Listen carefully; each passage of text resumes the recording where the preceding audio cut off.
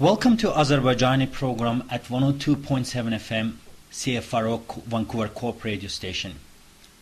My name is Sahib Aliyev and I will be your host today. In September, I traveled to Azerbaijan. I had a great time with friends and family. But I also traveled to regions of Azerbaijan and I met many very interesting people. Today we're going to talk about one of the persons that I was able to meet in Azerbaijan. His name is Sahib Aliyev and he lives in a small village called Ganja in the mountains regions of Azerbaijan. He's an ordinary guy, but his life journey is not the same as many of us will happen to experience. While listening to him, I felt like I was reading a novel or a story from a science fiction book. It's hard to believe that things like that can happen to someone in our lifetime. The events that he told coincide with the collapse of the Soviet Union. Many of our listeners might already know that when the Soviet Union collapsed, it followed by several ethnic conflicts. The most bloodiest of these conflicts was the war between Armenia and Azerbaijan over the Nagorno-Karabakh region. The conflict caused many devastations, loss of life, and affected families and communities. In 1987, attacks against Azerbaijanis living in Kafan region of Armenia resulted in expulsion of first Azerbaijani refugees.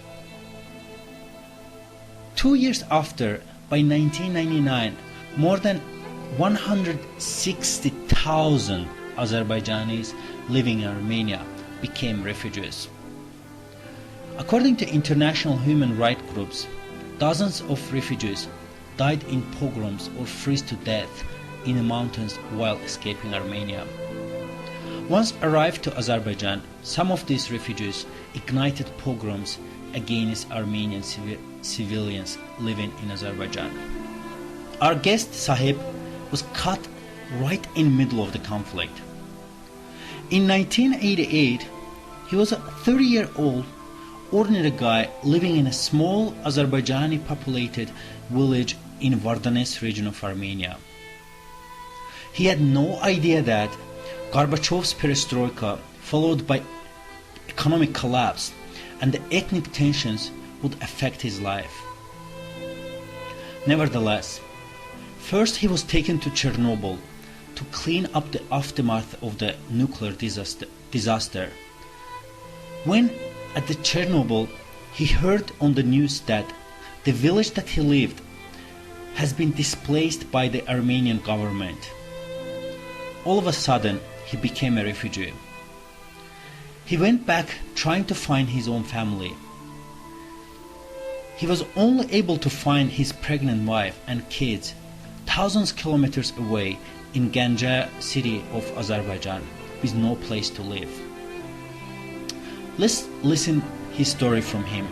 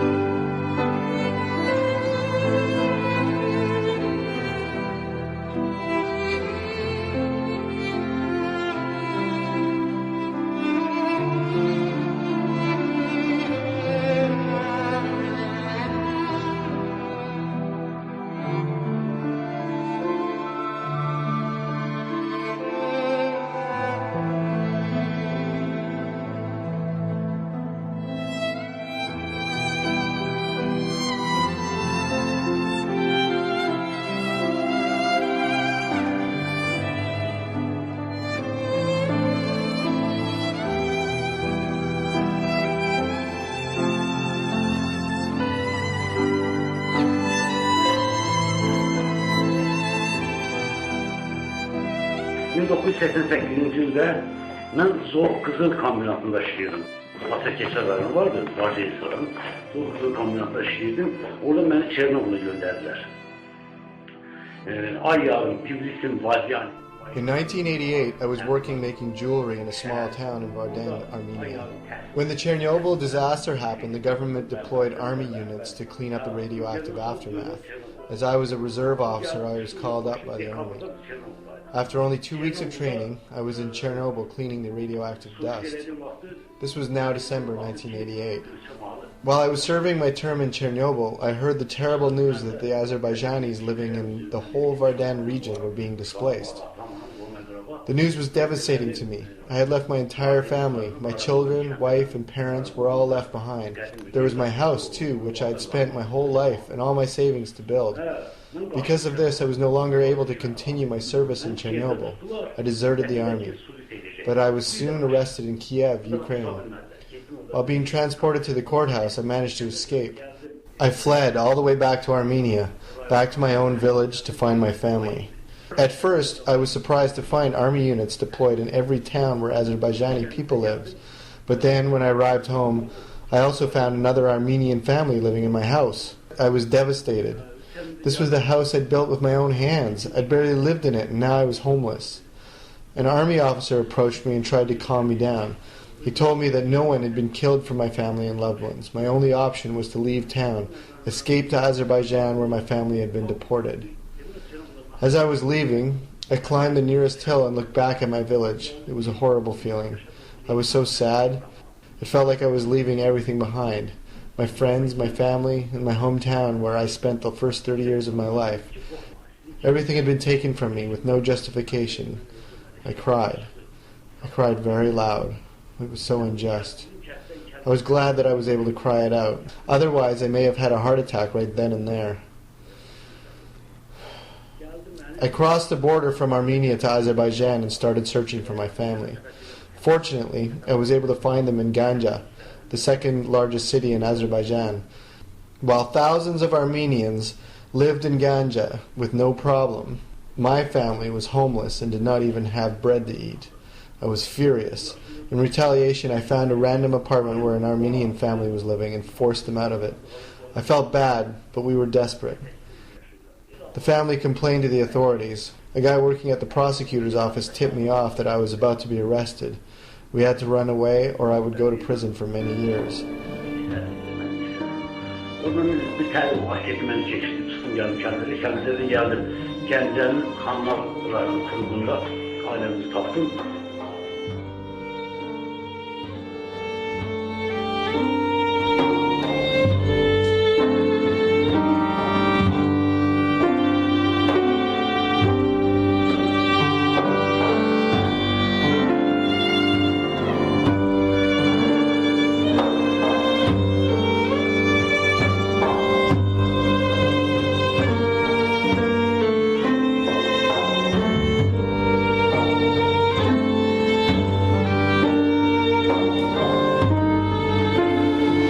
By Sahib, when more than 160,000 Azerbaijani refugees came from Armenia, they were furious to find out that many thousands of Armenians were living in Azerbaijan with few problems.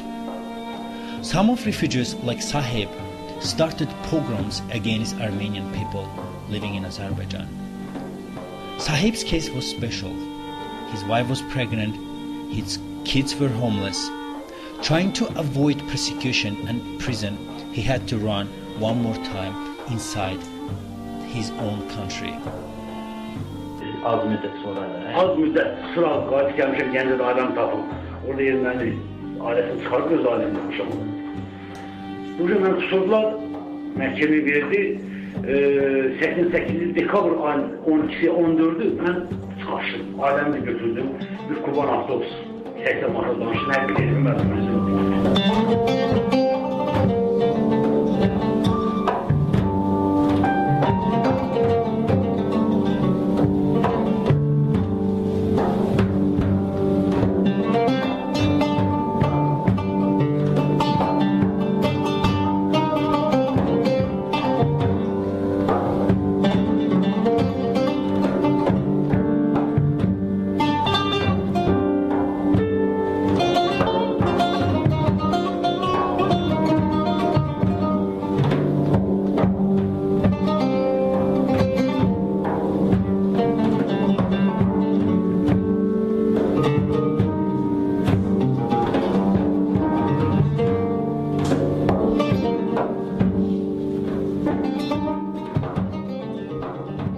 had no other option. In December 12, 1988, we fled Ganja and went to the Karabakh region of Azerbaijan. The Karabakh was a region of Azerbaijan where Armenians and Azerbaijanis had lived in for generations.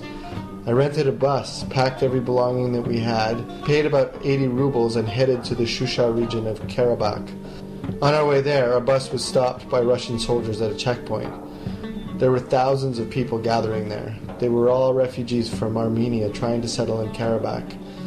I was told at the checkpoint that the Soviet leaders had given orders to not allow a single Azerbaijani refugee to settle in Karabakh. There were already many Armenian families there, and the Soviets were afraid that Azerbaijani refugees from Armenia would stir up ethnic conflict.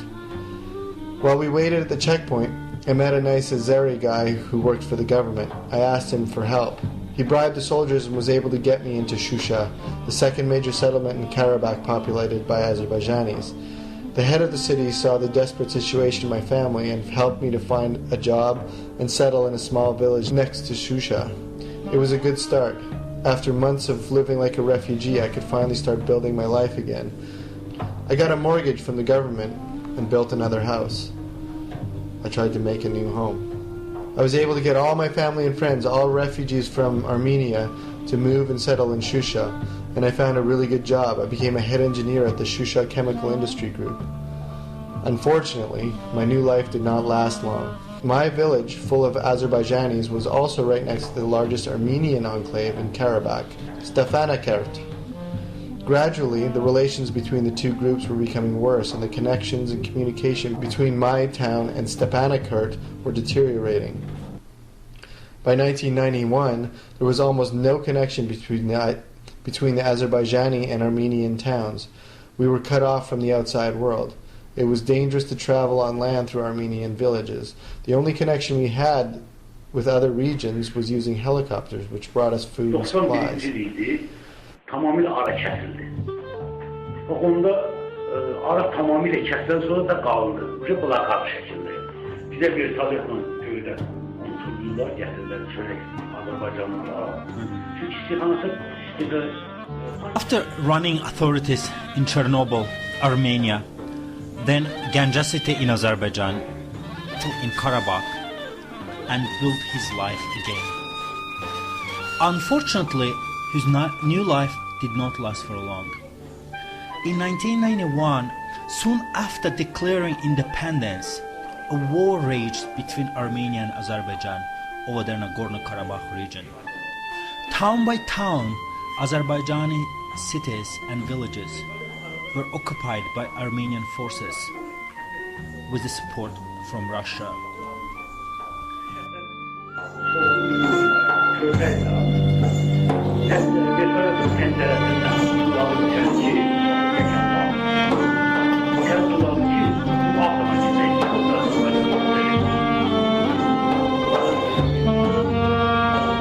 It wasn't long before clashes between Armenians and Azerbaijanis started.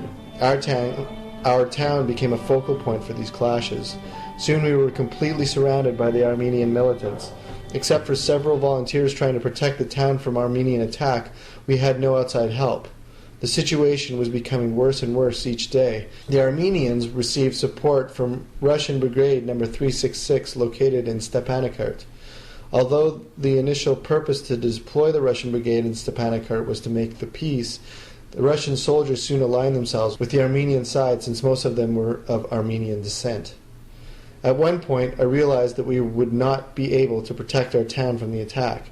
My family was in grave danger. I brought all 3 of my infant sons and my 1 daughter to the helicopter station, waited for the next supply helicopter to take off, and literally threw my children, one by one, into the helicopter through the open door. I just hoped that some Azeri family would pick them up at the next helicopter station. If that didn't happen, I didn't know what would happen to them. The next day, I was also able to send my wife out of town. About 10 days later, luckily, my wife was able to find my kids in the next Azerbaijani town. All 4 of them were taken care of by Azerbaijani families.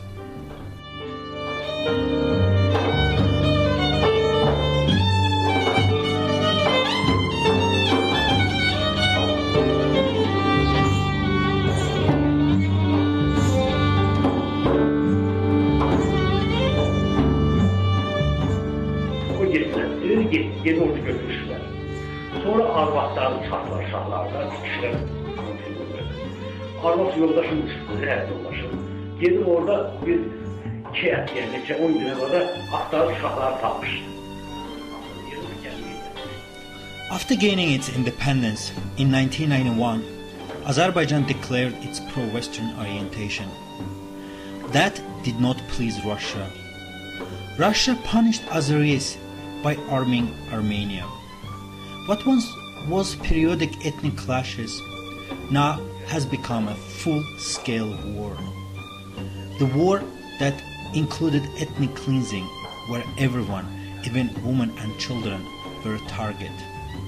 Sahib was lucky that he managed to send his family out of town by helicopters, but many other families, women and children, were left behind, whose lives were in great danger.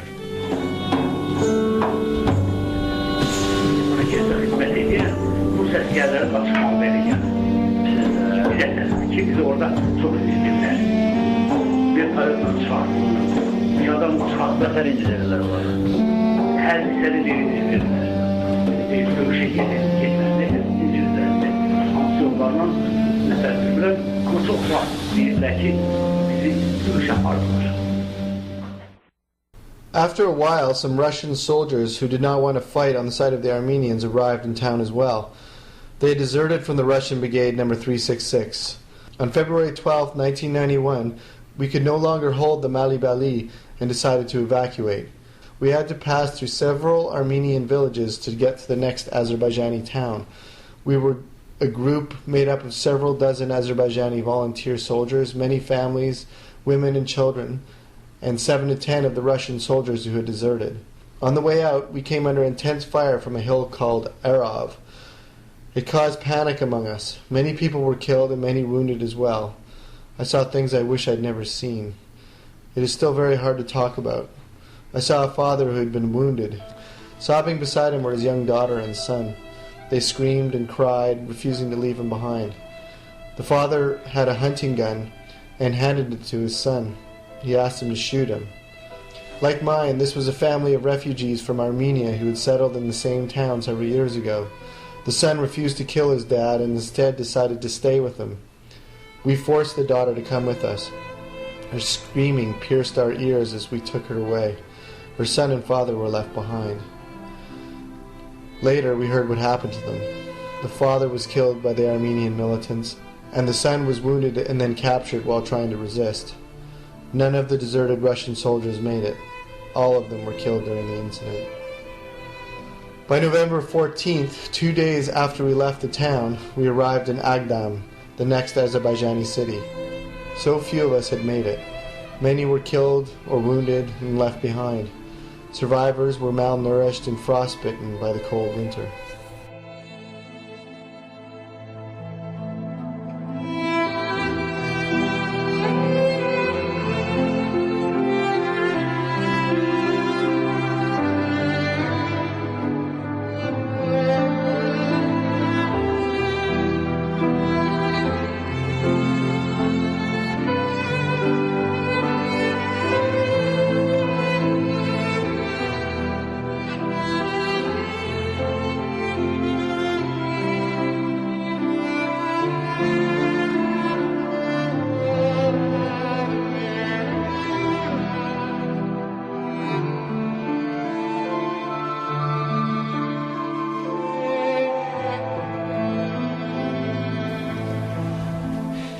According to different sources, up to 50 Azerbaijani civilians were slaughtered by the Armenian militants during the ethnic cleansing at Malibali, the village where Sahib is from. International human rights groups such as Helsinki Watch Committee reported violence towards civilians, killing of women and children, targeting of civilian structures in the same village by the Armenian forces. As a result of the occupation, our guest Sahib had become a refugee again, third time in his life. He had to start his life from the scratch, find his family and try to find a place to live. Şöyle çay vardı. O şeylerini verdi ki oğluna. Ala kızı da, başını da ben de öldürüm da. Ki Ermeniyetin işini. Gözümü şahitliği. Hemen adam da Ermənistandan əzbə yoxlarının gələnləri Ermənistan qarşılayırlar. Uşaq, oğlan çox ağladı.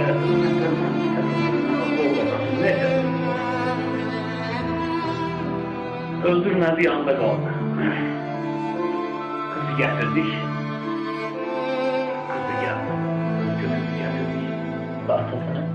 Bacısını gətirdik və o oğul qaldı.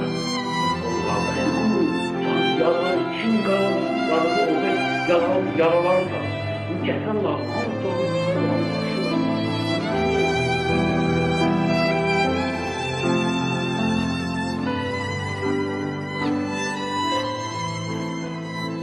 Every time I have to think back and speak about this, my heart hurts. This was the third time in my life I had become a refugee and had to leave everything behind. This time we moved to Baku, the Azerbaijani capital. We moved into a hostel. Later, we moved again to Naftalan, where most of my family and friends were also settled. Finally, we were provided with housing in the small town of Akagend, which was built by the government. For more than 10 years, we've been living in the small town and waiting for justice.